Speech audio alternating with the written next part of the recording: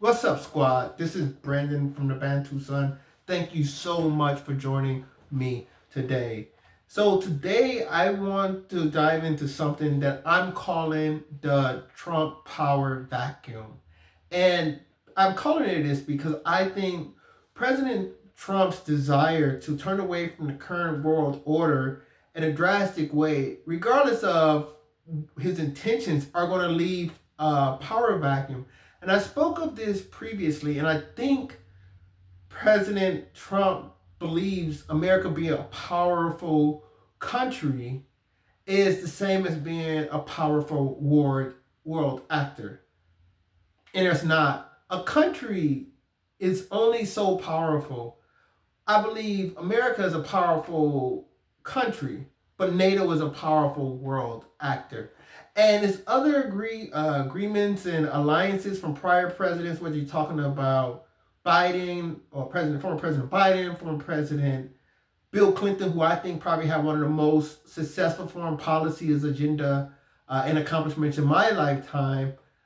And I just think that what President Trump is doing by the end of this tenure, if it continues to go in this way, is going to leave a big power vacuum, which is going to leave the United States of America in a very vulnerable position, especially if he don't get some of these wins he expects on the table, such as the acquisition of Greenland, bring in Canada within the Golden Dome defense parameter, acquisitions or a tighter alliance with Panama.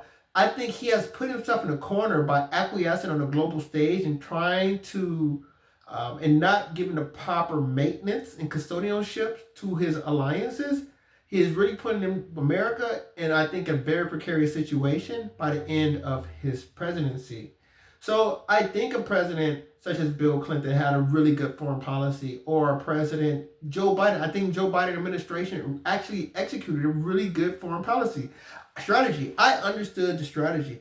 In fact, if you look at my videos talked about how scary I thought his strategy was. I thought they were going to go in, take Ukraine, use Ukraine as a leverage with Poland, two hawk governments, right? Because both of these are anti-Russian governments. Two hawk governments to bifurcate Europe, right? Basically split the power of Europe between the west of Europe and Russia. And you can say Russia and the rest of Europe outside of those two countries. So you have the Baltics on the northern periphery of Russia, and then cutting off the continental European mass are Poland and Ukraine. You can't go east to west without going through those two countries by land.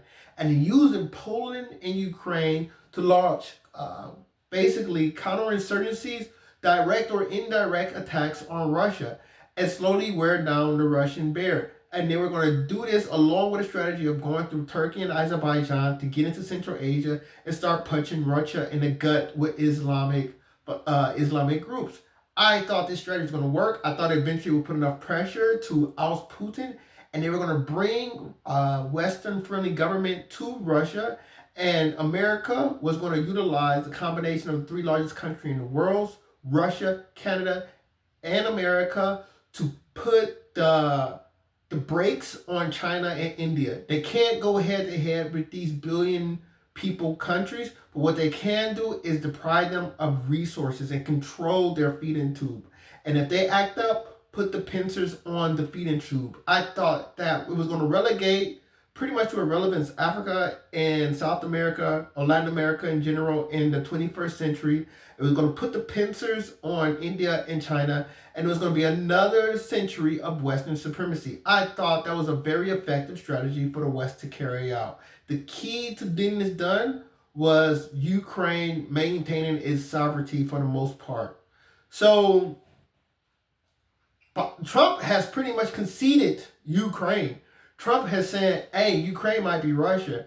Putin has picked up on this hesitation of Trump, knowing that Trump really doesn't want war, and knowing that Ukraine heads up with Russia. Ukraine cannot beat Russia heads up.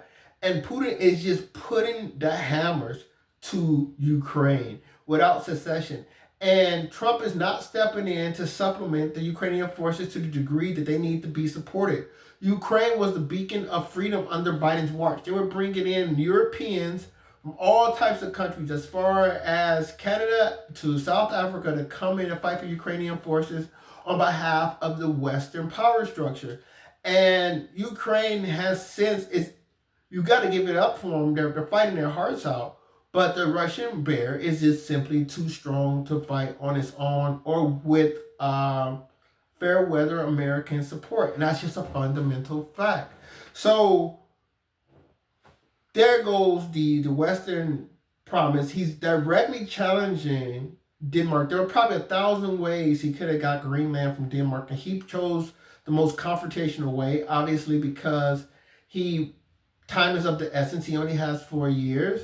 And I just saw a situation where EU are building up, in Brussels, they're welcoming the Canadian bureaucrats. The EU are building tighter economic and security ties with Canada.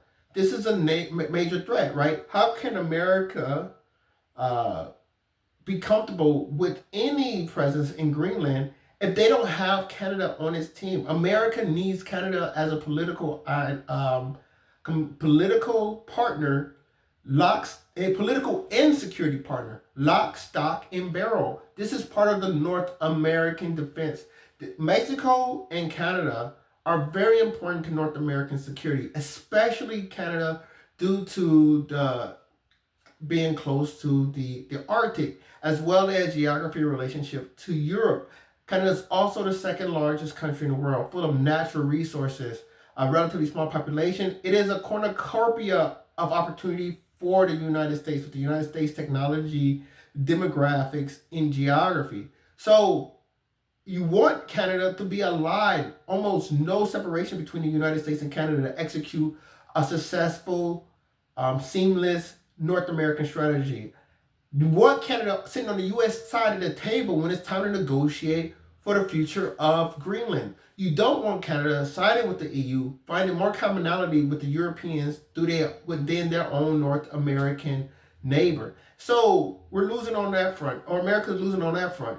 Then I just saw the IP4, which shouldn't be called the IP4. It's a ridiculous name. I understand why they're doing it. But they call it the IndoPacific 4, which is South Korea, Japan, Australia, and New Zealand. They're not even attending the NATO meetings.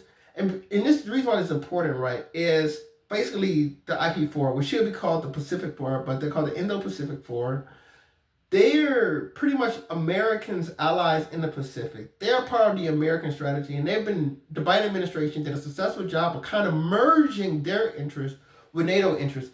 These two segments, NATO's have no interest in the East Pacific, and these East Pacific countries and South Pacific countries don't really have an interest in Europe. What unites them together is the bicoastal nation of the United States. So when the United States step back, these countries, Europe to the IP4 and the IP4 to Europe, they lose commonality of purpose, and they really become these headless bodies. So the organization is there, but not the leadership. And these organizations can become wayward. Australia and New Zealand definitely can feel pressure and on the outs and alone. And especially in South Korea and Japan, the same thing. The IP4 can easily split up because you have a country like India, which are trying to get its ducks in a row right now. I constantly talk about how India has so much potential. It just hasn't consolidated all to work in an effective way. But all the pieces are there, and one day those pieces are going to come together like abracadabra. India is going to be a very scary country, and they're going to be able to build great alliances. And what I think with a country like Japan is a perfect ally for India, or a country like South Korea. How long do you think South Korea can hold out the Chinese economic vacuum? Right there, it's a neighbor of China, more or less, and China can open up its markets to a very fledgling demographics in South Korea and say, hey, South Korea, be our friend. And it's going to be a very enticing deal to a South Korean government. And you can sit there and talk about Western ties all you want, but it's hard to turn down a market of 1.3 billion people, especially when you have a demographic pressures. And not only that, but it would bring peace on the Korean Peninsula, because both North Korea and South Korea will have great relationships with China. So all of these things with America, because America has put these groups together, a lack of American leadership start to make them nervous. And now they have to look out for their own best interests, which is going to make them a lot more transactional and a lot more muscular. And so you put all these things together and you're really seeing um, how America, the United States, can be isolated in the world. The key to American foreign policy, I think, what has made America great, right, is acting decisively at home in the Americas and acting in coordination with Western Europe and Eastern Asia. Like, this has been the framework for strategic success for the last 100 years for American foreign policy. Now, when America is acting feckless at home, making threats to Greenland, Canada, Panama, making allies nervous, when they're breaking up foreign alliances, whether that's in breaking commitment to foreign alliances, whether they with NATO um, or in East Asia where they're threatening tariffs, high tariffs, and making their allies scurry, this is all isolating the United States. And the reason why this is important is because America cannot hold off the world on its own. And this vacuum that's going to be created is going to leave opportunities for other countries to step in and cut up the Eurasian landmass up, as well as, and once they cut up the Eurasian landmass, you know they're going straight into Africa. And when they go straight into Africa, it's to land America, and America is cornered. And I constantly talk on the Harvard about the Crip Six. We look at China, Russia, India, Iran, Pakistan, and Turkey. These are going to be the benefactors of this feckless American power structure. So, regardless of what qualms a person may have with the Biden administration, one thing I think they did was have a great strategic foreign policy. And I think that is absolutely lacking in Trump's second term. They're stuck with these pissant missile queries, irrelevant missile queries with Iran. Americans don't want to fight Iran, Iranians don't want to fight America. And it's all for show, by the way, in my opinion. And it's a complete waste of time, resources, energy, and efforts. And it provides an opportunity, truthfully, for Trump's enemies to try to impeach him for dictatorial rule. So we'll see where it's going to go. I'd love to hear your comments below, but this is where I'm coming to a conclusion on how I think Trump's foreign policy in his second term is horrendous. So I'd like to hear your thoughts below. Comment if you have any thoughts on the matter. Make sure you like, share, subscribe if you enjoy the content. Until next time, take care. Bantu up.